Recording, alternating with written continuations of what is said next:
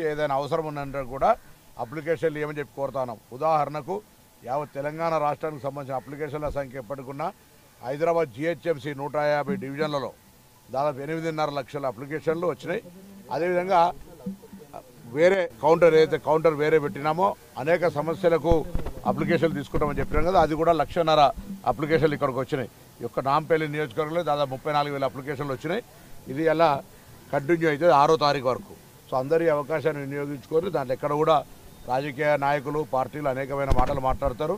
దీనికి సంబంధించిన అమలు చేయడానికి ఇప్పటికే కాంగ్రెస్ పార్టీ ప్రభుత్వంగా రాగానే 48 గంటల్లో మహిళలకు ఉచిత బస్సు ఇచ్చినాం. ఆరోగ్యశ్రీకి సంబంధించి పెంచినాం. తప్పకుండా ఈ ప్రభుత్వం వాళ్ళు ఎందుకు భయపడుతున్నారంటే వాళ్ళకి తెలుసు ఖజానా ఖాళీ ఉంది అని. ఖజానా ఖాళీ చేసినాం, అప్పుల రాష్ట్రం చేసినాం కాబట్టి ఎట్లు ఇస్తారని అడుగుతూ ఉన్నారు. అనేక సందర్భాల్లో వాళ్ళు అడుగుతూ ఉన్నారంటే తెలంగాణ ప్రజలు అర్థం చేసుకోవాలి. మేము గల్లా ఖాళీ చేసి వచ్చినాం కదా, వీళ్ళు ఏడికే ఇస్తారు, వీళ్ళ సంగతి చూద్దామని ముందే ప్రజల్లోకి అపోహ కలిగించే ప్రయత్నం చేస్తారు. కాంగ్రెస్ పార్టీకి పరిపాలనా సామర్థ్యం తెలుసు. ఏ ఇబ్బంది అయినా ప్రజలకు ఇచ్చినటువంటి మాట ప్రకారం మేము కొనసాగిస్తాం. దీన్ని రాజకీయంగా నెల రోజులు కాని ప్రభుత్వాన్ని విమర్శించి మీ పరువు తీసుకోవద్దని ఆ నాయకులందరూ కూడా కోరుతా ఉన్నారు. ఇంకోటి అప్లికేషన్లు ఎక్కడ ఇవ్వచ్చు అనేటువంటి డౌట్ చాలా మందిలో ఉంది. ఏ డివిజన్లో ఇవ్వచ్చా? ఇప్పుడు వాళ్ళకు దీనికైతే ఒక రద్దీ పెరగద్దని ఎవరి ఏరియాకు సంబంధించి వాళ్ళు రోజు ఎంతమంది రావాలనేటువంటి ఆలోచనతో అంత ఒక క్యాలిక్యులేట్ జిల్లా కమిషనర్ గారు కావచ్చు, జిల్లా కలెక్టర్ గారు కావచ్చు, మిగతా జిల్లాల స్పెషల్ ఆఫీసర్లు వేసి అట్లా తీసుకుంటున్నాం. ఒకవేళ అందరు కలిసి ఒకటే కరవై తీసుకొస్తామంటే అక్కడ మళ్ళీ రద్దు అయింది అనుకుంటుంది. మీకు ఎక్కడ కేటాయించారో అక్కడ ఇచ్చేస్తే సంతోషం. అట్లా మేము రూల్ పెట్టింది లేదు. కానీ ఎక్కడ ఉన్నటువంటి వాళ్ళు ఏ నివాసంలో ఉన్న ఏరియాలో ఉన్న వాళ్ళు తీసుకుంటే అది అందరికీ ఆరోగ్యకరం, మంచిది. ప్రశ్న ఉత్పన్నం కాదు, క్యాబినెట్ డిసిషన్, గవర్నమెంట్ జిల్లా కలెక్టర్స్ కాన్ఫరెన్స్ చెప్పింది.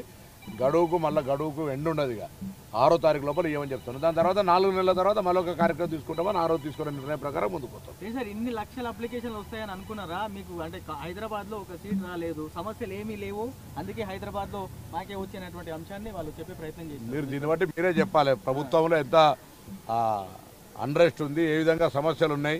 మాటలు గ్యారెంటీతో నడిచింది కదా. సరే ఇక్కడ జరగడానికి దానికి సంబంధించిన ఓటమి గెలుపులు ఎప్పుడు కూడా ఈ అంశాలకు లెక్కకు రాదు. ఎక్కడైతే ఓడిపోయారో అక్కడనే భవిష్యత్తులో అత్యధికంగా మెజార్టీ తెచ్చుకునే ప్రయత్నం చేస్తాం. ఈ ప్రభుత్వం చేసే పనికి ఎన్నికల ఫలితాలకు సంబంధం లేదు. సరే అది వేరే రాజకీయపరమైన ఎట్లా వేరే పాలిటిక్స్, కానీ ఉన్న దాంట్లో ప్రజలకు మేము మా బాధ్యత మేము సేవ చేసుకుంటూ పోయేటువంటి అవకాశం. ఓడిపోయినామని ఈ హైదరాబాద్ ఎగ్జామ్షన్ చేసి మేము అప్లికేషన్ తీసుకుంటలేమే, మాకు ఇక్కడ సీట్లు రావలేదని మేము ఇక్కడ పనిని స్లో చేస్తాం. ఇంకా ఎక్కడ రాజధాని ఆ రోజు జిహెచ్ఎంసీ రివ్యూ చేసిన రోజు కూడా ఇది ఆదర్శం కావాలి అన్ని జిల్లాలకనే కోరినాం. సో మాకు ఎక్కడ కూడా పొలిటికల్కి సంబంధించిన ఇష్యూస్ రాదు.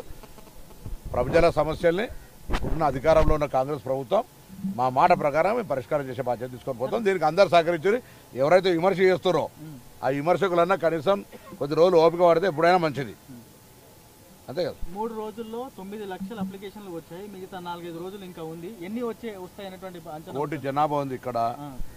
కుటుంబాలు దాదాపు 20,000 కుటుంబాలు, 25 లక్షల కుటుంబాలు ఉంటాయి. మేము ఆ విధంగా అంచనా వేసుకున్నాం. దాని ప్రకారమే ఫామ్స్, దాని ప్రకారమే వ్యవస్థ. ఈరోజు 600 సెంటర్లు అనుకున్నాయి, ఇంకో 40 సెంటర్లు ఎక్కువ పెట్టాల్సి వచ్చింది. కమిషనర్ గారికి విజ్ఞప్తి వచ్చింది, వెంటనే ఎక్స్పాన్షన్ చేసినాం. సో దాంట్లో ఎక్కడ కూడా ప్రజల సౌకర్యానికి ఇబ్బంది కలిగే అంశాన్ని ఎక్కడ కూడా మేము చేయము. ప్రజల సౌకర్యం కలిగజేస్తూనే చూడండి. ఇక్కడ నిమ్మలంగా 4-5 జాగాలు జరుగుతోంది కాబట్టి ఇట్లా రష్ లేకుండా మీరు కూడా ప్రత్యేకంగా చూస్తారు శ్రవణ్ గారు, రైట్. వాళ్ళు టీఆర్ఎస్ లెక్క మీరు కూడా తొందరపడితే ఎట్లా? అప్లికేషన్ ప్రక్రియనే కాకపోతే పెళ్లి చూపులు అయితే పురుడు ఎప్పుడు చేస్తా ఉన్నట్టుంటే ఎట్లనే. ప్రతి మున్సిపల్ వార్డులో అప్లికేషన్ల ప్రక్రియ కొనసాగుతూ ఉంది. యావత్ తెలంగాణ ప్రజలందరికీ మరొక్కసారి తెలంగాణ రాష్ట్ర ప్రభుత్వం పక్షాన విజ్ఞప్తి చేస్తా ఉన్నాం. మేము చెప్పినటువంటి ఎన్నికల 6 గ్యారంటీలకు సంబంధించినటువంటి అప్లికేషన్లు ఒకరోజు ముందుగానే ప్రభుత్వమే మీ ఇంటికి తీసుకొచ్చిస్తుంది.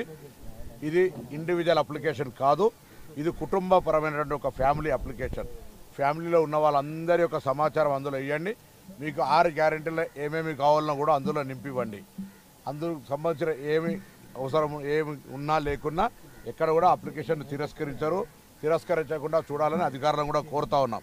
అది తీసుకున్న తర్వాత ప్రభుత్వం దాని మీద నిర్ణయం తీసుకుంటుంది. ఇది కాక గ్యారంటీలు కాక ఏ అంశమైనా మీకు అక్కడ సమస్య ఉందంటే ఆ సమస్యకు సంబంధించి ఏదైనా అవసరం ఉందంటే కూడా అప్లికేషన్లు ఏమని చెప్పి కోరుతున్నాం. ఉదాహరణకు యావత్ తెలంగాణ రాష్ట్రానికి సంబంధించిన అప్లికేషన్ల సంఖ్య ఎప్పటికున్నా హైదరాబాద్ జిహెచ్ఎంసీ 150 డివిజన్లలో దాదాపు 8.5 లక్షల అప్లికేషన్లు వచ్చినాయి.